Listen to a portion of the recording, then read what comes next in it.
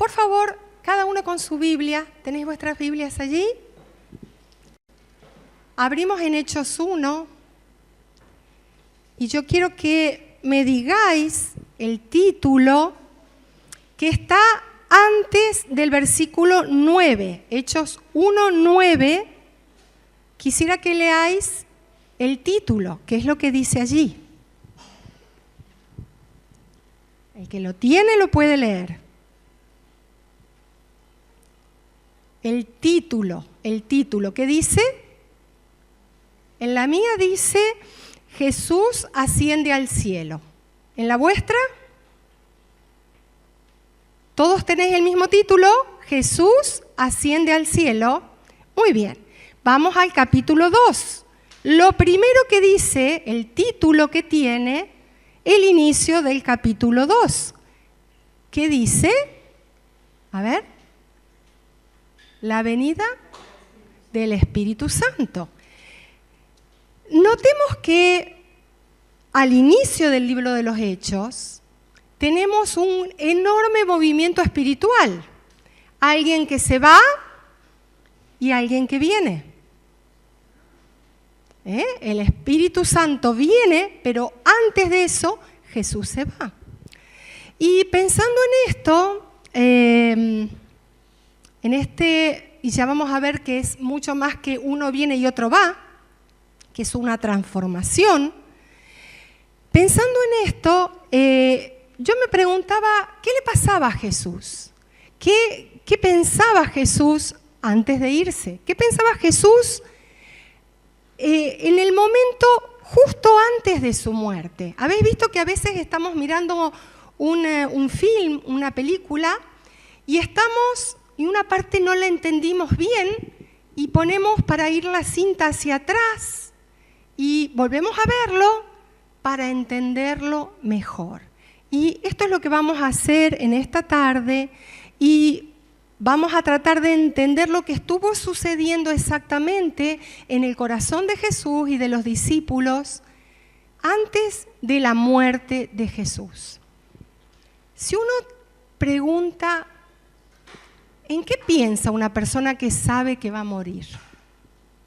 Si tú hoy, que no va a pasar, estuvieras por morir, ¿cuál sería tu pensamiento? ¿Cuál sería tu preocupación? ¿Qué cosa te consolaría?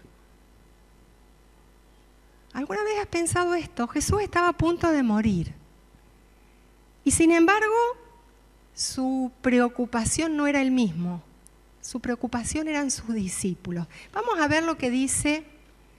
Este texto me parece tan extraordinario. A ver, no sé si de aquí engancho. A ver, Valentín, si puedo engancharlo, o si no, si lo puedes pasar tú, por favor. Ahí que sigue. Guardate este texto, dice, se acercaba la fiesta de la Pascua.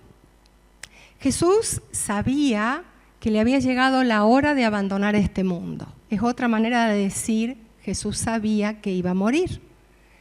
Para volver al Padre, y habiendo amado a los suyos que estaban en el mundo, los amó hasta el fin. A mí este versículo me parte. Habiendo amado a sus discípulos, los había amado todo su tiempo con ellos y los amó hasta el fin, hasta lo último que tenía, todo. Los amó completamente. Su preocupación, la carga del corazón de Jesús no estaba en que sabía que iban a romper sus manos, en que sabía que iban a romper sus pies, en que iba a estar llevando el pecado de la humanidad, sino que su carga estaba puesta en ellos, en sus hijos espirituales. Y los discípulos no estaban entendiendo todo. Si uno lee lo que dice Juan 13, 14 y 15, que es un pasaje profundamente trinitario, porque habla del Padre, del Hijo y del Espíritu, reiteradamente, uno nota que los discípulos están perdidos, no entienden bien qué les está pasando, qué va a pasar en adelante, qué consecuencias va a tener eso para ellos. Pero sí sabemos que estaban tristes. Y aquí este versículo lo dice: pero ahora voy al que me envió, dice Jesús, y ninguno de vosotros me pregunta: ¿a dónde vas? Antes, porque os he dicho estas cosas, tristeza ha llenado vuestro corazón. Pero yo os digo la verdad, os conviene que yo me vaya, porque si no me fuera, el Consolador no vendría a vosotros, mas si me fuera, os lo enviaré. Jesús les plantea, Jesús está viendo las cosas de una manera totalmente diferente. Ellos están tristes, ellos quieren seguir teniendo a Jesús, tocándolo, hablando con Él, pero Jesús les dice: miren, en verdad es mejor para vosotros, esto os conviene. Y nos desubica un poco esta palabra, os conviene. ¿Por qué nos conviene que Jesús se haya ido? Era tan agradable tenerlo, tocarlo. Para entender este proceso, nosotros tenemos que tener bien claro quién es Jesús. Dice Juan 1:14, el Verbo se hizo carne y habitó entre nosotros. Y vimos su gloria. El Verbo, el Dios creador del cielo y de la tierra, el que todo lo puede, el que no tiene principio ni fin, el que no tiene tiempo ni edades, decidió asumir la forma de un ser humano. Jesús era perfectamente Dios y absolutamente hombre. Él se limitó a sí mismo. No fue algo que nadie le obligó a hacer. Jesús se autolimitó para venir a salvarnos. Dice la Biblia que Él fue concebido por el Espíritu y tuvo un ministerio de poder por el Espíritu. La semana pasada, Carmelo nos predicaba un pasaje precioso con el cual Jesús inició su ministerio y dice: el Espíritu del Señor está sobre mí por cuanto me ha ungido, y nombra lo que había venido a hacer. Y yo cuando lo escuché a Carmelo dije: no sabe que yo la semana que viene voy a predicar también sobre esto. Él no lo sabía. Pero es verdad, Jesús ministró en el poder del Espíritu. Toda su vida fue una vida de servicio. Era Dios, como dice el título de un libro, en sandalias. Dios caminando entre nosotros. Era Dios con el cual se podía hablar, se podía tocar, se podía compartir una comida, pero todavía era Dios obrando desde fuera del hombre, no desde dentro. Y aquí está una de las claves de por qué nos conviene que esté el Espíritu. Primero, vamos a tratar de entender un poquito más por qué no tenían que estar tristes. Y Jesús les dice por qué. Dice: yo rogaré al Padre y os dará otro Consolador para que esté con vosotros para siempre, el Espíritu de verdad, el cual el mundo no puede recibir porque no le ve ni le conoce, pero vosotros le conocéis, porque mora con vosotros y estará en vosotros. No os dejaré huérfanos, vendré a vosotros. Esta palabra, os daré otro Consolador, es fundamental. La palabra otro en griego es alos y indica uno de la misma especie, uno de la misma esencia, uno que no es el otro, pero que es igual al otro. Vale decir, uno que es como Jesús, pero que no es Jesús, es otra persona. Y la palabra consolador en el griego es parakletos. Y indica uno que ayuda, uno que defiende, uno que consuela, uno que alienta. La traducción consolador que usamos nosotros es bastante pobre. no llega a expresar la fuerza de la palabra de Paracletos, el que está a tu lado para fortalecerte, para animarte, para defenderte, para ayudarte. Y me ayuda a entender este concepto una historia que pasó, un testimonio que escuché de un hermano. Este hermano había, ¿cómo se llama aquí? Condominio. La reunión de condominio, la reunión de la gente que vive en el mismo lugar, comunidad. La reunión de comunidad. Y había una persona dentro de ese grupo que era muy agresivo y creaba muchos problemas. Al punto que este hermano decidió acudir a un abogado, porque realmente no tenía manera de responder. Entonces, a la siguiente reunión fue con su abogado. Y el abogado se puso a su lado. Entonces, empezaba esta persona que hacía problemas, este vecino que siempre estaba con malas actitudes, empezaba a hablar y enojado.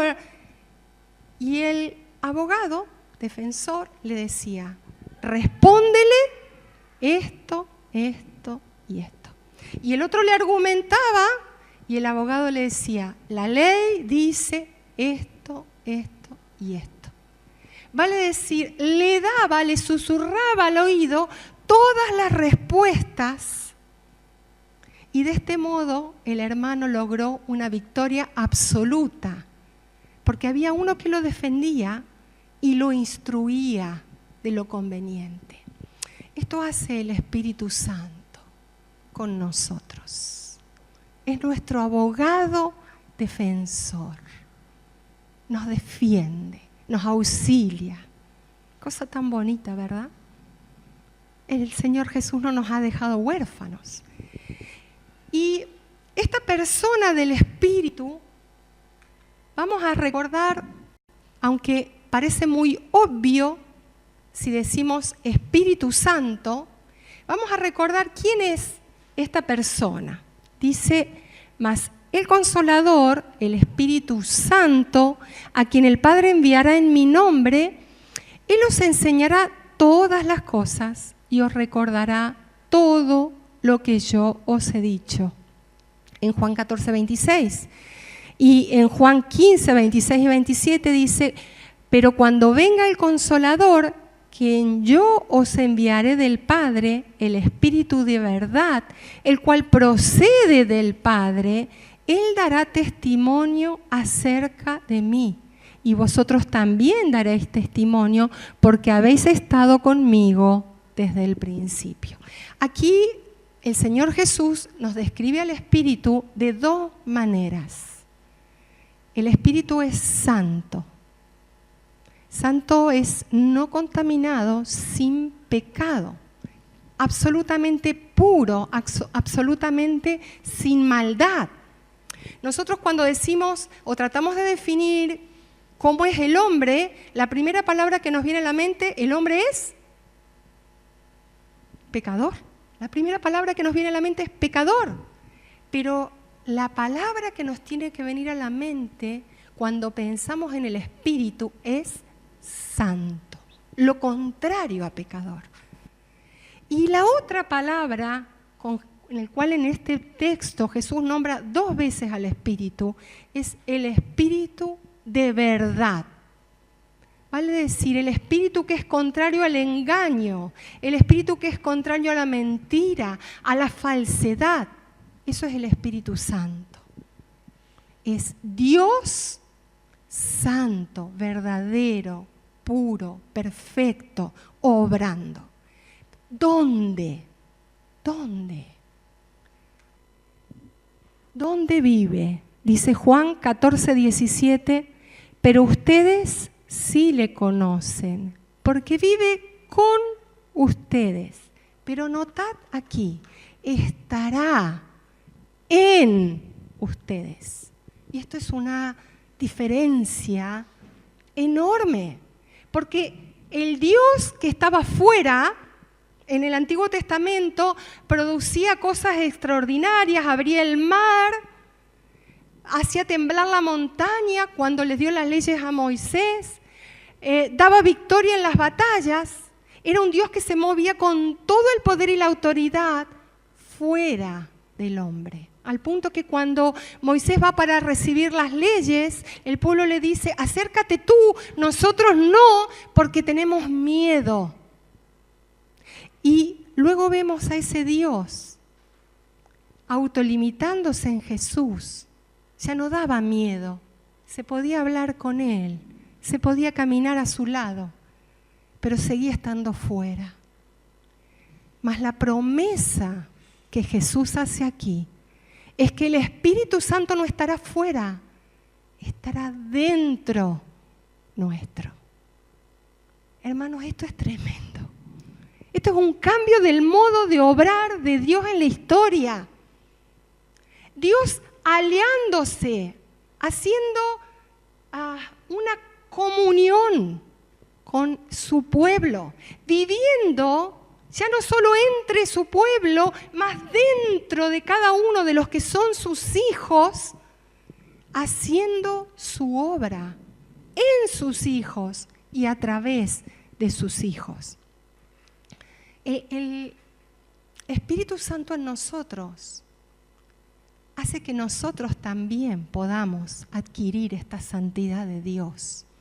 El Espíritu Santo en nosotros nos hace sacros, nos santifica.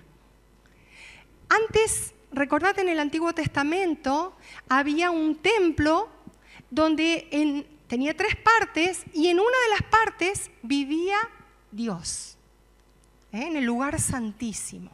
Era un lugar tan santo que solamente una vez al año el sumo sacerdote podía entrar. Y si no estaba limpio de pecado, moría. Era el lugar de la habitación de Dios. Pero ahora la Biblia dice que nosotros somos el templo del Espíritu.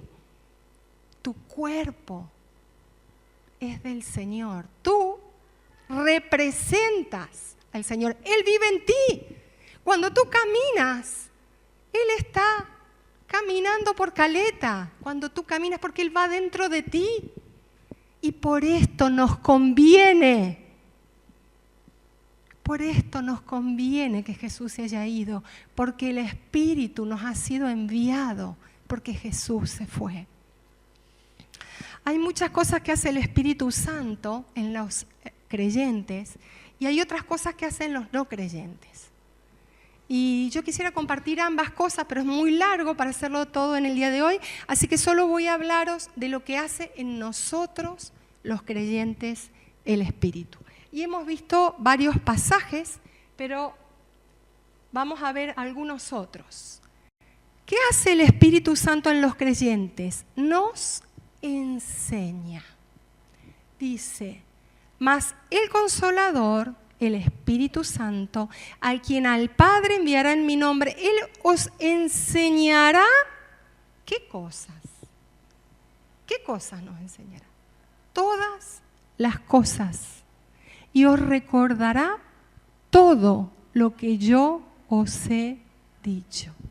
Tú tienes un maestro que te enseña en tu casa, cuando duermes, cuando caminas. Él te enseña. El Espíritu Santo no nos da una doctrina nueva, sino que nos permite entender lo que Jesús dijo, nos aplica el mensaje de Cristo, nos da comprensión de las cosas que no conocemos aún, que no entendimos. Y estoy segura que esto te ha pasado a ti, que de pronto estás hablando o pensando y entendiste una palabra de la Escritura que nunca habías entendido. Estás meditando o recuerdas o estás en una situación de peligro y de pronto te viene. Dios hace rema su palabra. Esto es obra del Espíritu. Cuando entendemos las verdades espirituales, es obra del Espíritu. Y si tú estás aquí, es porque el Espíritu Santo ya ha trabajado mucho en ti. de mucho tiempo. El Espíritu Santo también dice, nos recuerda lo que Jesús ha hecho. Y notate este pasaje, dice, Él recordará todo lo que yo os he dicho, Él me glorificará porque tomará de lo mío y os lo hará saber. El Espíritu Santo nos hace aplicar lo que sabemos a las diferentes circunstancias. Nos dice las cosas de Jesús, nos permite entender más de Él. Hace carne lo que Jesús dijo para nuestra circunstancia y nuestra situación. Y todo eso lo hace de una manera tan preciosa, nunca atrayendo la atención sobre Él. ¿Sabes que muchas veces estos últimos años han salido modas sobre el espíritu? Que las personas buscando el espíritu eran como levantadas, exaltadas, se hacían famosas. Y yo no veo esto en la Biblia. El espíritu lo que hace es glorificar a Cristo. Me asombra la humildad del espíritu. No busca la gloria para Él. No busca la atención, no busca la alabanza. Todas las alabanzas que nosotros damos es la dirección hacia Jesús. Y aquí hay una clave importante sobre la espiritualidad humana. Si tú ves una persona que se levanta mucho, que habla mucho de ella, de lo que piensa, de lo que siente, de ella, está indicando que no está glorificando tanto a Jesús. Una persona espiritual habla mucho de Jesús y poco de ella misma. Y esto es una señal de la espiritualidad de los seres humanos. ¿A quién glorificamos? ¿A quién exaltamos? ¿En quién ponemos la atención? ¿En nosotros o en Cristo? Si ponemos la atención en Cristo, estamos escuchando al Espíritu. Otra cosa que hace el Espíritu Santo en los creyentes, guía hacia la verdad y lo porvenir. A ver si logro pasarlo. ¿Me ayudas, por favor, Valentín? ¿Le das un clic? Guía hacia la verdad y lo porvenir. Nunca te dirá una mentira el Espíritu Santo, porque es espíritu de verdad. A veces estamos como confundidos, como atrapados en algunas situaciones y es como que no... ¿Cuál es la verdad en esta situación? ¿Qué es lo que debo hacer? ¿Hacia dónde debo ir? El Espíritu Santo nos guía hacia la verdad. Dice, cuando venga el Espíritu de verdad, Él os guiará a toda verdad. Tú no sabes qué hacer, el Espíritu Santo te guiará a toda verdad si tú realmente quieres obedecer. Es su tarea, te guiará a hacer lo correcto, te guiará hacia lo verdadero, hacia lo que conviene. Porque no hablará por su propia cuenta, sino que hablará todo lo que oyere y os hará saber las cosas que habrán de venir. Él te va a susurrar al oído lo que Dios tiene en su corazón. Y a veces te va a preparar para cosas que no elegirías. Y sobre esto quisiera contar una experiencia, esto es personal, claro, seguramente contigo el Señor lo hará diferente, pero yo recuerdo que hace muchos años, yo tenía a mis hijos aún pequeños, y empecé a tener una certeza de que yo no iba a ver crecer a mis nietos. Era al lado mío, ¿no? Sabes que yo era de un pueblito. Entonces lo común, lo normal, era que los hijos vivieran cerca de los padres y los padres vieran el crecimiento de los nietos y los acompañaran y los llevaran a la escuela. Y yo estaba segura de que yo no iba a hacer eso. Y no sabía por qué. Pero era como una convicción con paz sobre eso. Y lo tengo presente porque hablé con una compañera de trabajo, y yo le comenté eso y ella me dijo, estás loca. ¿Cómo puedes decir algo así y sin estar triste? Es que el Espíritu Santo me estaba preparando para lo que habría de venir. Y hoy lo llevo con mucha paz. Sé que es parte de lo que Él me pidió a mí. A ti quizás no, pero a mí sí me pidió eso. Y lo quiero vivir con alegría. Y Él me lo estaba anticipando. Me estaba hablando de lo que iba a venir para que yo lo pudiera vivir con gozo. Y esta tarea, el Espíritu Santo da testimonio al creyente y a través del creyente al mundo. Dice, cuando venga el Consolador, a quien yo os enviaré del Padre, el Espíritu de verdad del cual procede el Padre, Él dará testimonio acerca de mí y vosotros daréis testimonio también porque habéis estado conmigo desde el principio. Muchas veces se plantea o se habla del Espíritu animando a la gente a que busque al Espíritu para sentirse bien. Es verdad que es fruto del Espíritu el amor, el gozo, la paz, la paciencia, pero no es esta la razón por la cual nos ha sido dado. El Espíritu Santo nos ha sido dado para la labor evangelística, misionera y discipuladora de la Iglesia. El Espíritu Santo nos ha sido dado para que nosotros seamos testigos eficaces, que hablemos de la palabra de Dios. Y no fue dado para uso exclusivo de la Iglesia, no fue dado para consumo propio de la Iglesia, fue dado porque hacer la obra de Dios sin el Espíritu de Dios es imposible. Si tú has trabajado para servir al Señor, sabes muy bien lo que voy a decir. Si uno trabaja para Dios, sin el aval de Dios, sin el poder de Dios, hermanos, qué agotamiento, qué fracaso, qué fracaso. Es que es imposible, es una frustración, uno habla con la gente y no pasa nada. Y cuando el Espíritu obra, pasa todo. El Señor nos hace comprender de esta manera que no podemos hacer su obra sin su intervención. Yo soy testigo de esto. Mis primeras experiencias con el Espíritu han sido así. Señor, ¿cómo puedo hacer esto? No puedo. Lo que decía Aroa hoy, no puedo. Nadie se va a convertir porque yo hable, aunque tengo que hablar. Pero cuando el Espíritu habla, pasan cosas increíbles. Uno ni se esfuerza y sucede. Porque es el Espíritu el que transforma la vida de las personas.